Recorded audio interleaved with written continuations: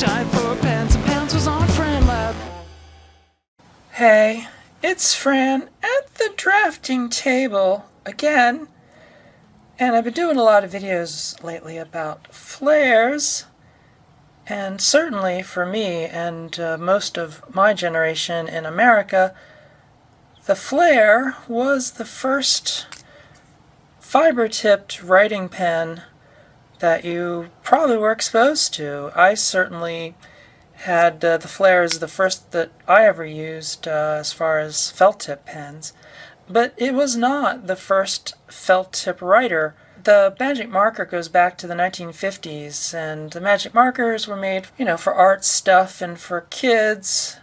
And the Papermate Flare came out in 1966 or thereabouts, but it was not the first felt tip pen that was made specifically for writing.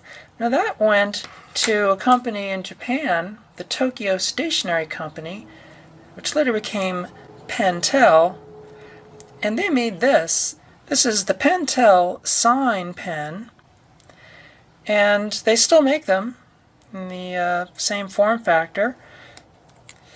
This was the first fiber-tipped pen that was mass-produced specifically for writing.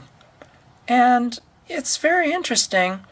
It has this metal-reinforced nib, and it kind of feels kind of like a Sharpie in the sense that it's kind of bulky. The cap is kind of oversized, and they come in lots of different colors, just like most markers do. But they do vary a lot in the quality. I can't speak for the original Pentels, but what I can say about these new ones, they are made in Japan. It says right on the pen, made in Japan. But the quality is kind of lacking in these. Several things I've got to get into specifics. I've got to complain about them before I rave about them. You can see right here where a mold mark is. There's actually two of them, because the barrel is obviously made, a lot like plastic model kits. It's done on a tree, and there's a little remnant here. It's a kind of a jagged remnant, and that's on all the pens, regardless of color. You can see there's another one there. You see right there the jagged edge. That's right in the area where you hold the pen. So when you hold the pen, you got that jagged little area right there. It's very annoying. It's just so unexpected for a Japanese-made pen to skip details like that. The other thing is the cap. I don't like the cap design. It's oversized. It's too bulky. It's got this really obtrusive clip, and even above that, the clip, it's molded in two halves. You can see the mold mark there, but they put the seam right down this ridge on the cap, which creates this serrated, sharp edge, kind of like a plastic knife, which is, it's kind of sharp. Some of these, they do vary a lot, but some of them, the edge, particularly if it's got burrs on it, can be sharp enough that you could cut yourself feasibly. You could certainly cut through some rough paper with it.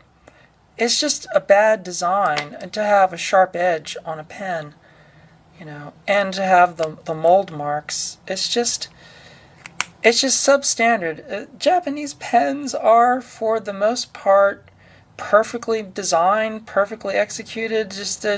They're really a stickler about the details, and it just perplexes me why these Pentel pens get a pass on the quality control. But they also vary a bit on the lines. I'll show you here. This green one is rather broad. This black one, kind of the same. This red one, even broader. But they have this tapered tip, so the idea is you're supposed to be able to vary the line widths a bit, which you can, but that, it does vary a lot as far as the quality. This black one has a firmer tip than the red one. The red one's pretty squishy. very hard to control the line width.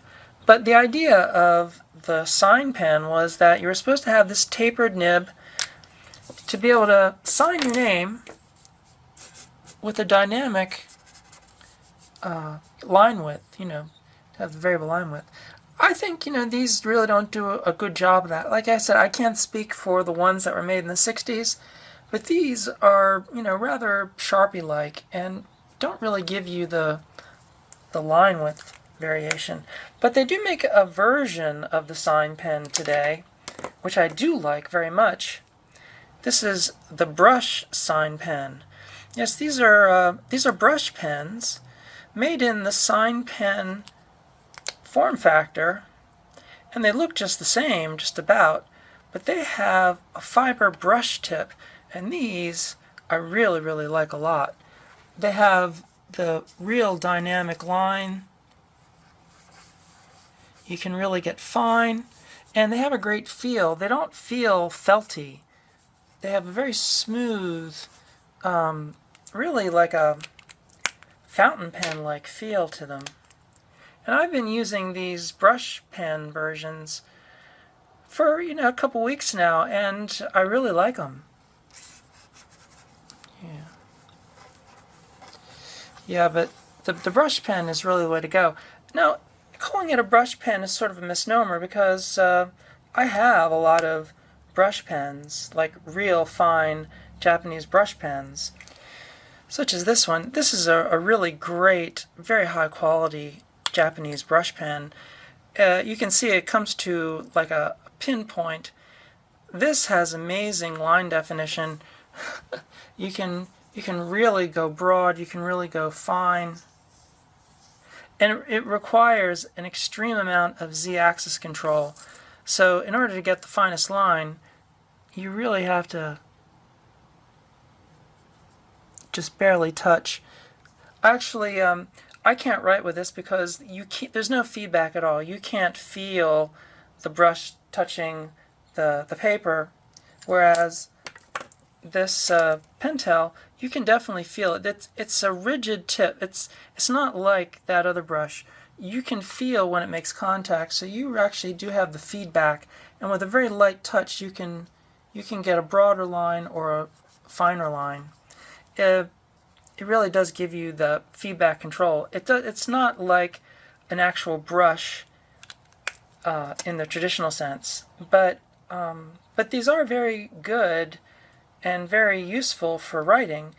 The brush sign pen really does, I think, meet all the marks for a pen that is really suitable for signing your name.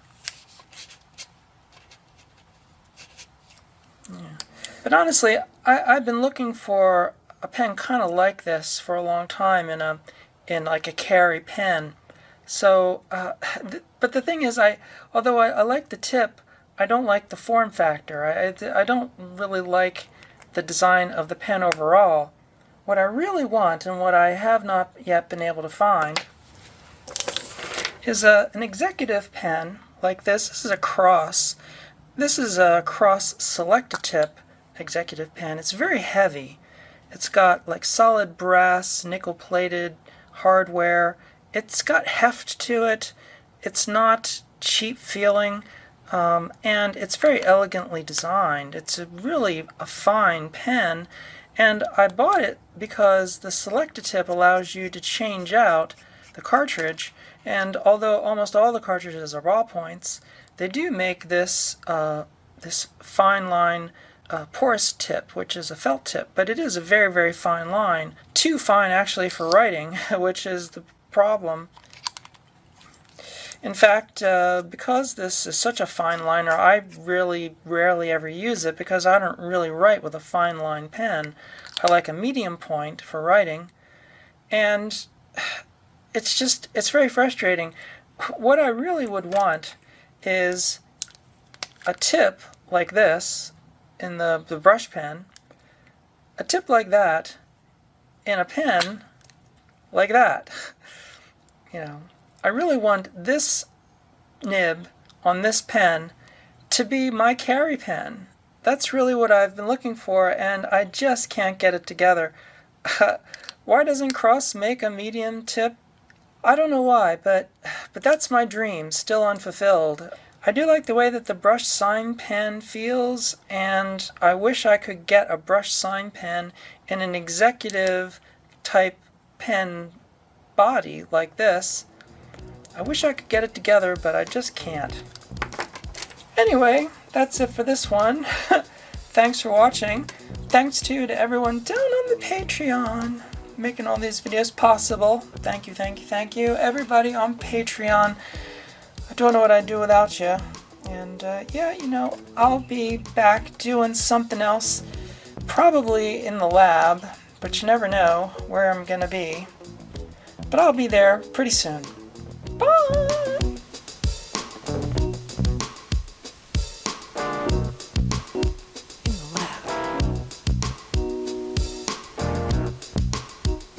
Work in the lab. Go berserk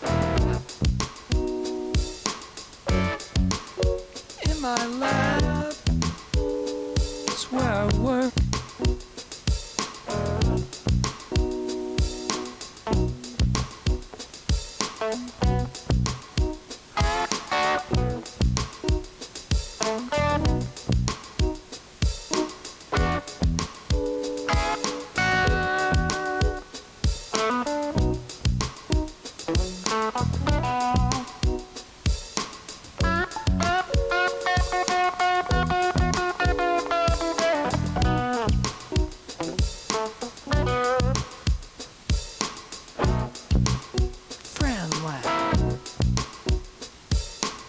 That's what you're watching.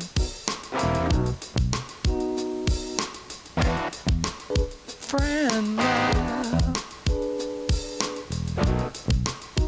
That's what I'm doing. Working at the bench again.